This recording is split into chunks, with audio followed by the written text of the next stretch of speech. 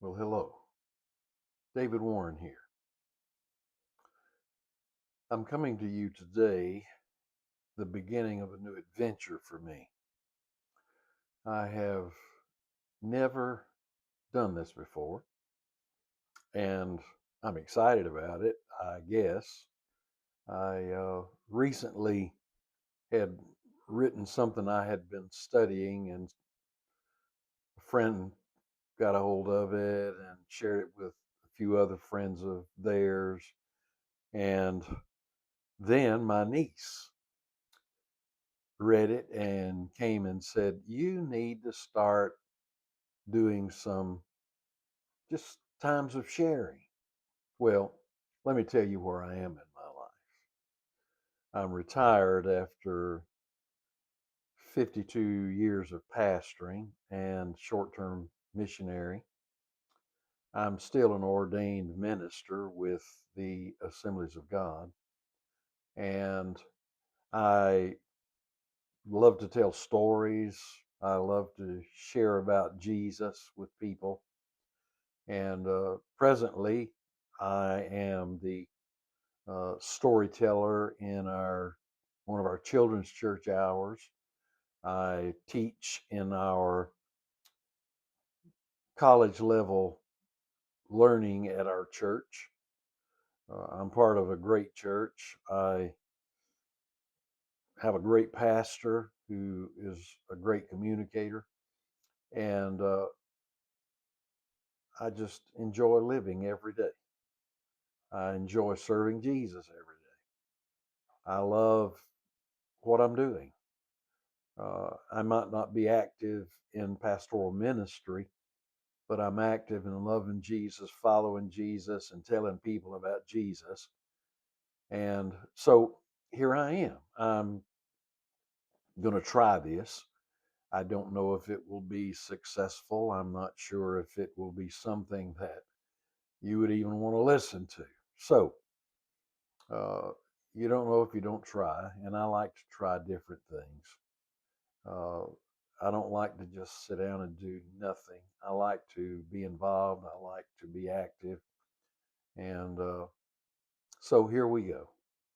I am studying and teaching in our classes at church on 6 questions about the book of Revelation. And in my study and going through various prophets and scriptures, and I read the Bible through every year.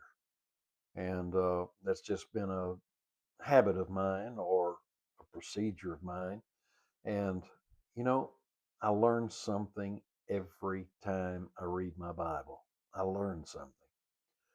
I found a long time ago that the Bible isn't antiquated, it's relevant. And when I study it and I read it and it drops into my heart, I always find that I take away something different than I had taken away before. So I was reading Psalms 23, and the words jumped off the page directly into my heart. And I've read it many times before, but I've heard various versions, and I listen to other preachers sometimes, and I like what I hear, but all of a sudden it became living to me. And so I am going to be part of one of our small groups in the church, and they're doing a study on Psalms 23. And so I started writing, and that's, I guess, how all of this came about. Uh, so, what I'm going to do is I'm going to break Psalm 23 into about 3 or 4 sessions. I want to keep my program about 5, 10 minutes. Most people don't listen to anything beyond that today anyway. I usually don't. And I could sit here and preach for 30, 40 minutes without a problem, but that's not what this is, and that's not what I'm doing.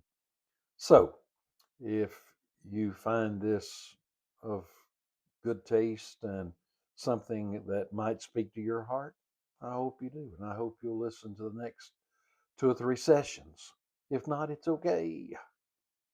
I'm always of the opinion that if it blesses you, it touches you, it speaks to you, then you can embrace it. If not, you just let it go. Let it go. So, Psalm 23.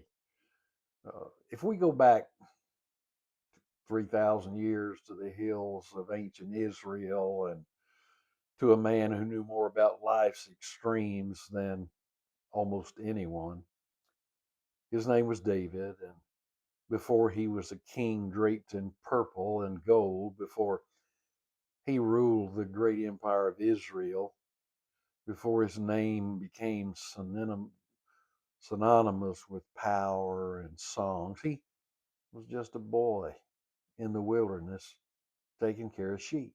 That's all it was. He was watching sheep as a young teenager, sitting on a rock under a sky at night, filled with the beauty of the stars twinkling. You could almost reach up and touch them. You've probably tried to do that before. I have. But he was surrounded by nothing but bleeding sheep.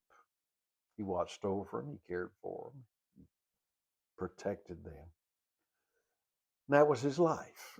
That was David's life. He protected them and cared for them. And that's a good thing. That's a good thing.